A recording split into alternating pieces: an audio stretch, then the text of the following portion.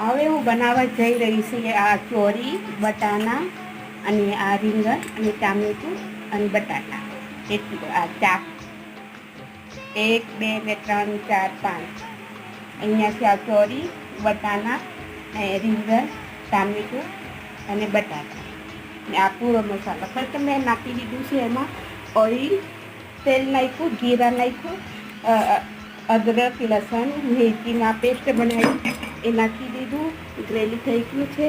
હવે નાખીશું આ પૂરો મસાલા. હવે પછી નાખીશું આ રીંગણ બટેટા ટામેટું વટાણા ને ચોરી આ બધી કાઢી ત્યાં નાખીશું.